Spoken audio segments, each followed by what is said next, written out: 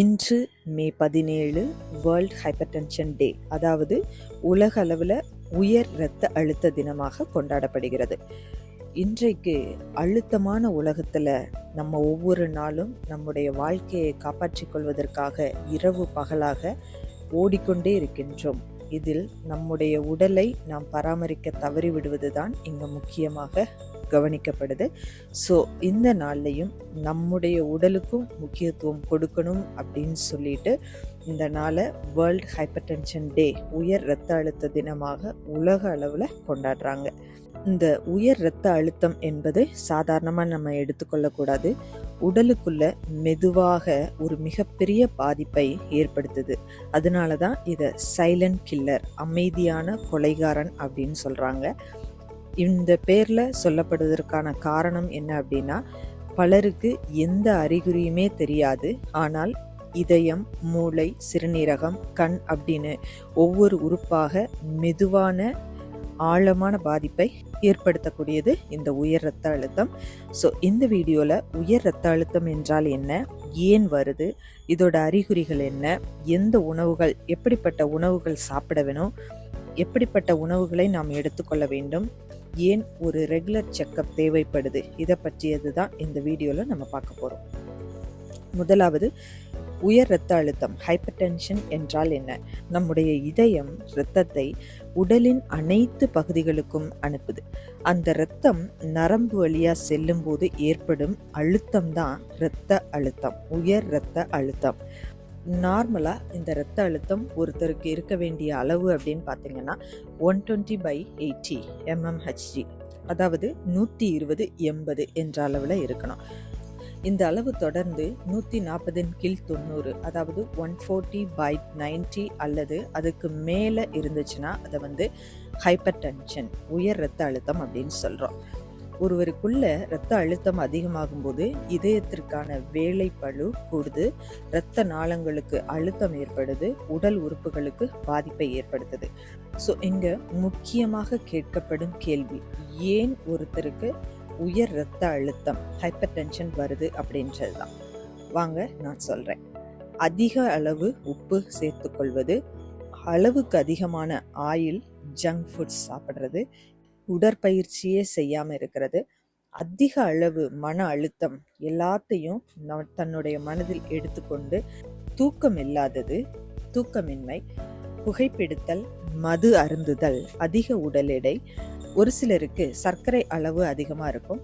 இன்னொரு பக்கம் பார்த்தீங்கன்னா ஃபேமிலி ஹிஸ்ட்ரி, நம்முடைய தாத்தா பாட்டி அவங்களுக்கெல்லாம் இருக்கும்போது அடுத்த ஜென்ரேஷனுக்கும் வர வாய்ப்புகள் இருக்கு. ஸோ இது எல்லாம் தான் காரணம். அது போக இன்றைய காலகட்டத்தில் இளம் வயதிலேயே இந்த இரத்த அழுத்தம் நிறைய பேருக்கு அதிகமாக இருக்குது. அதற்கு காரணம் ரொம்ப லேட்டாக தூங்குறது,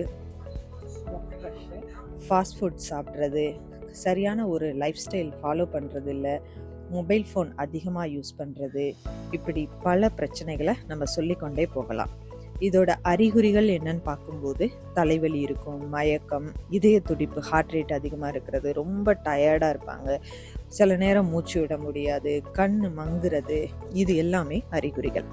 ஸோ இந்த அறிகுறிகள் உங்களுக்கு இருந்தாலும் சரி இல்லைனாலும் சரி, ரெகுலராக ஒருத்தர் தன்னுடைய ஹெல்த்தை செக் பண்ண வேண்டியது மிகவும் அவசியம்.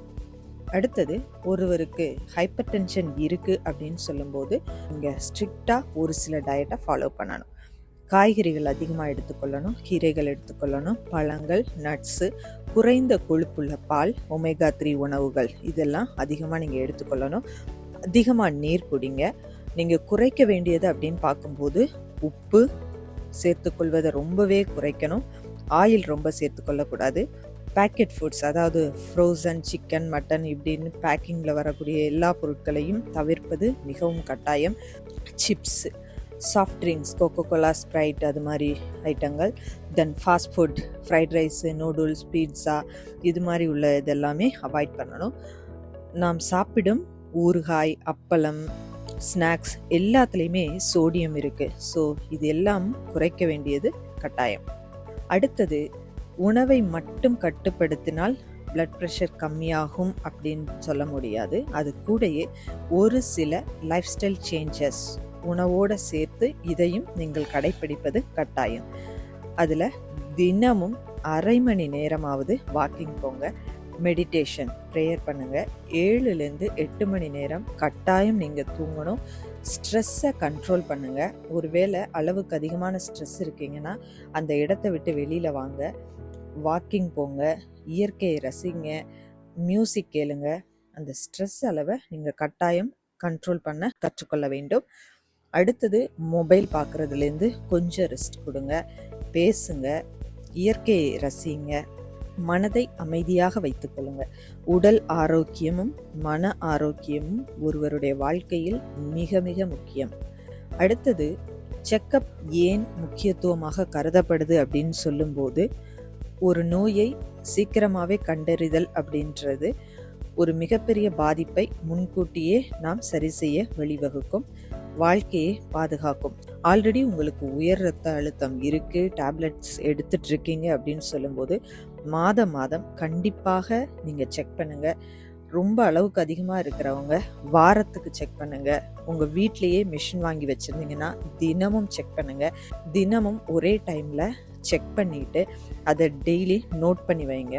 நெக்ஸ்ட் உங்கள் டாக்டர்கிட்ட நீங்கள் செக்கப் போகும்போது அந்த அளவை நீங்கள் எடுத்துகிட்டு போனீங்கன்னா மெடிசினை எந்த அளவுக்கு கூட்டலாம் குறைக்கலாம் அப்படின்றது ரொம்பவே ஈஸியாக இருக்கும். உங்களுடைய உடல் நலத்துக்கும் ரொம்பவே நல்லது. இதுக்கு முன்னாடி எனக்கு ஹைப்பர் டென்ஷன் இல்லை அப்படின்னு சொன்னீங்கன்னா குறைந்தது 6 மாதத்துக்கு ஒருக்காவது ரெகுலராக செக் பண்ணுங்கள். ஒருவேளை உங்களுக்கு டயபெட்டிஸ் மெலிட்டஸ் சர்க்கரை நோய் இருக்குமானால் நீங்கள் கவனமாக இருக்க வேண்டும். ரெகுலராக செக் பண்ணணும். உங்களுடைய ஃபேமிலியில் யாருக்காவது ஹிஸ்ட்ரி இருந்தால் கண்டிப்பாக ரெகுலர் செக்கப் தேவை. ஸோ இந்த வேர்ல்ட் ஹைப்பர் டென்ஷன் டே தினத்தில் வாக்குறுதி எடுப்போம், உடலை கவனிப்போம், ஆரோக்கியமான உணவை தேர்வு செய்வோம், மன அழுத்தத்தை குறைப்போம், ரெகுலர் ஹெல்த் செக்கப் செய்வோம். ஏனெனில் ஆரோக்கியமான இருதயம் என்பது ஆரோக்கியமான வாழ்க்கையின் அடித்தளம், ஆரோக்கியமான குடும்பத்தின் அடித்தளம். ஸோ இந்த வீடியோ உங்களுக்கு பிடித்திருந்தால் மறக்காம லைக் பண்ணுங்க. உங்களுடைய கருத்தை கமெண்ட்ஸ்ல சொல்லுங்க. இன்னும் சப்ஸ்கிரைப் பண்ணலைன்னா மறக்காம சப்ஸ்கிரைப் பண்ணிடுங்க. மீண்டும் சந்திப்போம். நன்றி.